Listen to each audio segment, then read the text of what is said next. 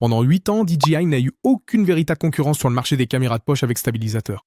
Pas une seule. Jusqu'à ce qu'il y a quelques semaines, Insta360 lance la Luna Ultra. Et crois-moi, cette caméra fait des choses que la Pocket 4 ne pourra jamais faire, même avec une mise à jour logicielle. Aujourd'hui, je vais te dire exactement lesquelles, où DJI garde l'avantage et laquelle tu devrais acheter selon ta façon de filmer.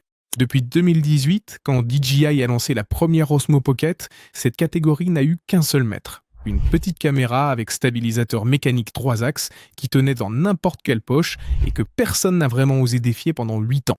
Et quand en 2023, la Pocket 3 est arrivée avec son capteur d'1 pouce et son écran rotatif, tout est parti en vrille.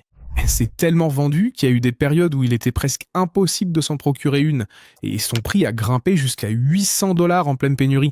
Je l'ai énormément utilisé et je comprends pourquoi. C'était l'outil parfait pour filmer tout seul, sans trépied, sans stabilisateur supplémentaire et sans se compliquer la vie. Et puis, le 16 avril de cette année, 2 ans et demi plus tard, DJI a présenté la Pocket 4. Certains médias l'ont décrite comme une mise à jour dans la continuité. Et tu vois, sur le design, ils n'ont pas tout à fait tort. Mais à l'intérieur, c'est une autre histoire. Le capteur fait toujours 1 pouce, oui, mais il est entièrement nouveau. Elle offre désormais 14 stops de plage dynamique, double l'ISO maximal de 6400 à 12800 et enregistre enfin avec un vrai profil D-Log 10 bits, pas la version limitée D-Log M de la Pocket 3, qui, pour être honnête, était assez frustrante à utiliser en post-production. Ça ressemble à la caméra parfaite, non ? Eh bien, voici le détail qui change toute cette histoire, car malgré toutes les améliorations, il y a 2 choses que la Pocket 4 n'a pas apportées. Elle n'a pas de zoom optique, elle propose un zoom 2 fois sans perte de qualité et jusqu'à 4 fois, mais entièrement numérique, en recadrant l'image. Et elle n'a toujours qu'une seule optique, la même focale de 20 mm, avec une ouverture de f2, comme toujours. Pour les vlogs à bout de bras, c'est parfait. Mais si tu veux te rapprocher de quelque chose de lointain, comprimer un paysage ou jouer avec des cadrages plus serrés, là c'est fini. Et cette porte que DJI a laissée entrouverte, quelqu'un l'a surveillée depuis un moment, car moins de 2 mois après le lancement de la Pocket 4, Insta360 a fait son coup.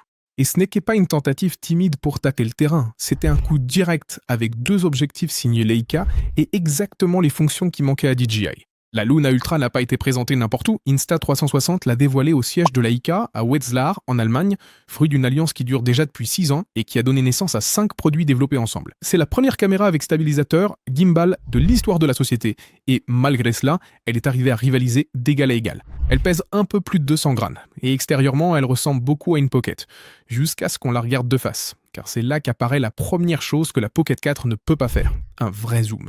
La Luna Ultra est équipée de 2 objectifs Leica Summicron, le principal avec un capteur d'1 pouce et une ouverture de f1,8, idéal pour le vlog. Et à côté, un téléobjectif dédié avec un capteur de 1,3 pouces et une ouverture de f2,0. À L2, elle couvre 5 distances focales, 20, 40, 60, 120 et 240 mm. Un vrai zoom optique de 3 à 6 fois, sans aucune perte de qualité, et un maximum de 12 fois. La Pocket 4, rappelle-toi, atteint 2 fois sans perte. Et à partir de là, tout n'est que recadrage numérique. Avec la Luna, tu peux être tout au fond d'un événement et ramener le présentateur en plein écran sans que l'image ne se détériore. Et le téléobjectif en plus fait la mise au point d'aussi près qu'il permet de réaliser des prises macro avec un flou d'arrière-plan naturel. La deuxième, c'est celle qui m'a le plus bluffé. L'écran tactile OLED de 2 pouces se détache, tu le retires et il se transforme en une télécommande sans fil avec transmission vidéo en haute définition jusqu'à 20 mètres. Tu laisses la caméra sur un trépied, tu t'éloignes et depuis la paume de ta main, tu cadres, tu déplaces le gimbal, tu fais un zoom et t'enregistres. Et comme le module possède son propre micro, qui s'ajoute aux 3 du boîtier, tu peux faire une narration à distance sans avoir à acheter un micro séparé. Personne n'avait fait ça auparavant sur une caméra de cette catégorie, et quand tu l'essaies, ça paraît absurde que ça n'existait pas. Et la troisième, c'est l'image pure et dure. Elle filme en 8K à 30 images par seconde avec Dolby Vision, en 4K à 120 images et un profil E-Log 10 bits avec 14 stops de plage dynamique, avec timecode intégré pour ceux qui font du montage sérieux. Elle propose les profils de couleurs Leica Natural, Leica Vivid et Leica Chrome, qui sont spectaculaires directement à la sortie de la caméra. Et pour la nuit, il dispose d'un système à triple puce d'intelligence artificielle avec Pure Vidéo, un mode spécifique pour faible luminosité qui réduit le bruit et améliore les détails, même en 4K à 60 images par seconde. Le suivi n'est pas en reste non plus. DeepTrack 5.0 suit les personnes, les groupes et les sujets avec zoom actif et te permet de prédéfinir à quel endroit du cadre tu veux rester grâce à une grille basée sur le nombre d'or, pas toujours centrée comme d'autres systèmes. Voici donc les 3 vérités qui dérangent à propos de la Luna Ultra. Premièrement, la batterie.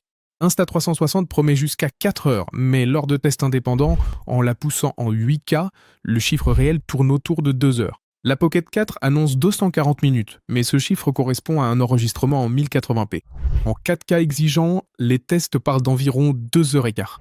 Donc DJI l'emporte, oui, mais l'avantage réel est plus faible que ce qu'indiquent les chiffres. Et pour la charge rapide, elles sont quasiment à égalité. 80% en 18 minutes pour la Pocket, en environ 23 minutes pour la Luna. Deuxième point, le stockage.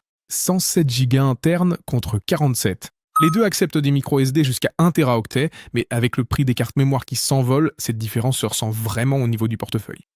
Troisièmement, le ralenti.